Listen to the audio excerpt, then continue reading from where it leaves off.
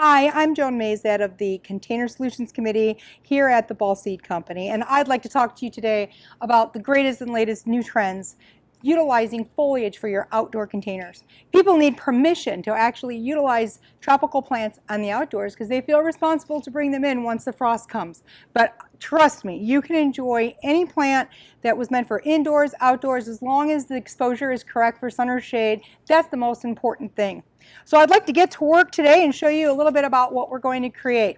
So the first thing we want to start with is a really great soil. So we're using a nice light bark mix, nice light and fluffy. We don't want to fill our container in any way that we would compress the soil because the water is going to do that. At this point in time, if you wanted to, it would be always a good idea to maybe use a slow release fertilizer for best results if you don't have time to get to a liquid feed.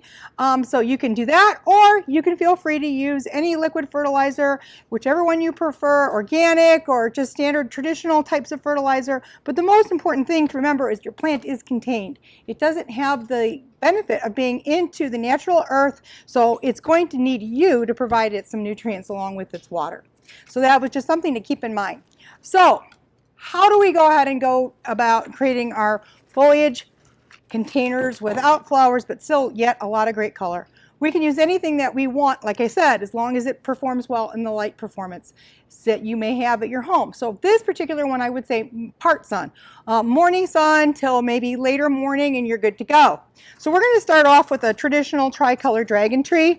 They can get quite tall when they're mature, but here we're in northern Illinois area, so I'm not really worried about this plant taking over my container, but he's going to make an excellent green with red stripes within his foliage. Gets a lot of good color and interest. The next is a variegated peperomia.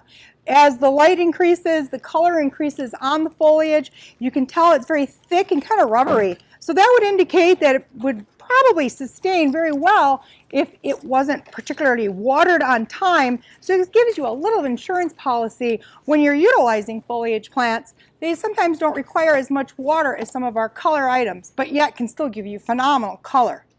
The next item we're going to use is a typical Dracaena Janet Craig. It's a nice green element because we do have a lot of color within our container. Nice spiky green, shiny foliage. Very nice balance. And next, let's get back to a little bit more color. This Syngonium, strawberries, and cream.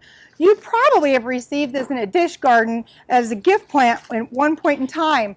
But make no mistake, once these plants are outdoors, they will get a good size and it'll be a nice bushier element, but yet give you some trailing aspect to the container. Next, simple Hedera English ivy. Can't go wrong with it. They're very durable. And this will give us, again, a nice trailing component in our container. And they have excellent longevity indoors and outdoors. And then just for fun, a little bit more color, the Tradescantia Moses in the Cradle.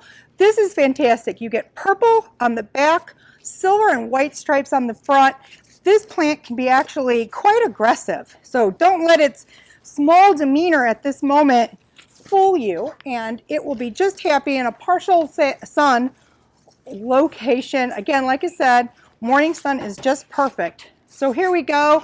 We have lots of really excellent color, phenomenal texture, and then the colors kind of all tie in with your purple and your green and your white and a little bit of silver just to make it pop.